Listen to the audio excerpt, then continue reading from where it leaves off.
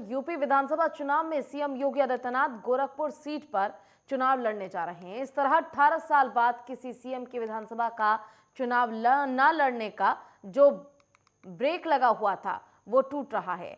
आखिर बार सपा नेता और पूर्व मुख्यमंत्री मुलायम सिंह यादव ने गुन्नौर सीट जीती थी। इसके बाद सभी सीएम के पद पर बैठने वाले दूसरे नेता विधान परिषद के सदस्य के नाते अपने पद पर बने रहे।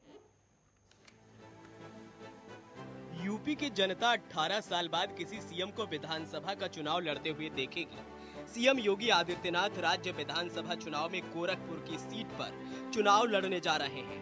यूपी विधानसभा के लिए जो बीजेपी की पहली सूची जारी हुई है, उसमें योगी आदित्यनाथ को गोरखपुर से प्रत्याशी बनाए जाने का ऐलान हुआ है।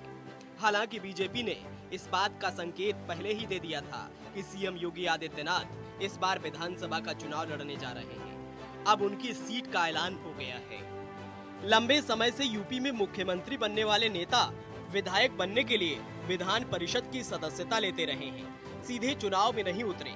आखिरी बार मुलायम सिंह यादव 2004 में गुन्नौर से चुनाव जीते थे। लंबे अंतराल के बाद कोई सीएम विधानसभा का चुनाव लड़ने जा रहा है।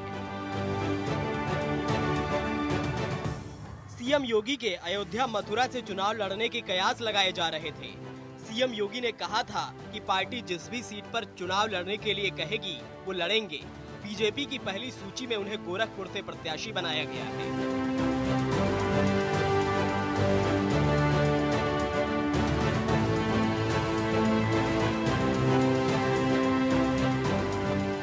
मुलायम सिंह यादव ने जब 2003 में सत्ता संभाली थी तो वह मैनपुरी से सांसद थे।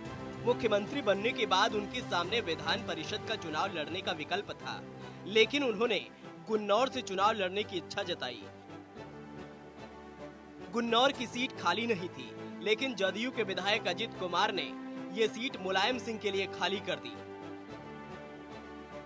इस सीट पर मुलायम सिंह चुनाव जीत कर आए। इसके बाद मायावती अखिलेश विधान परिषद के सदस्य रहते हुए सीएम के पद पर काबिज रहे।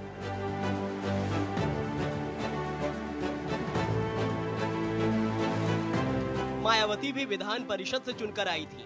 2007 में बसपा को चुनाव में शानदार सफलता हासिल हुई थी। उस समय मायावती संसद की सदस्य थी। बाद में विधान परिषद का सदस्य बनकर उन्होंने सरकार का नेतृत्व किया।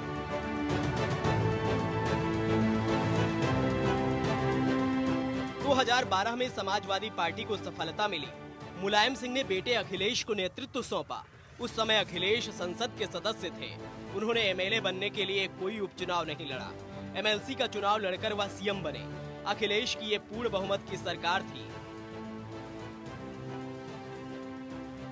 हालांकि तब यह भी कयास लग रहा था कि अखिलेश सपा के गढ़ कही जाने वाली किसी सीट से चुनाव लड़ सकते हैं, लेकिन अखिलेश ने विधानसभा का चुनाव नहीं लड़ा।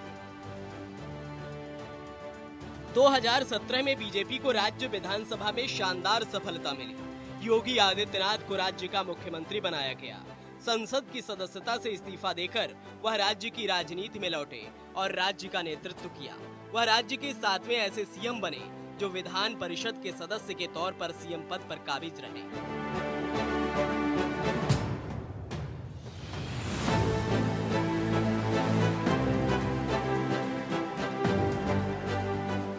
उनसे पहले चंद्रभानु गुप्त, नारायण दत्त तिवारी और वीपी सिंह जैसे नेता विधान परिषद के सदस्य होते हुए सीएम बने थे।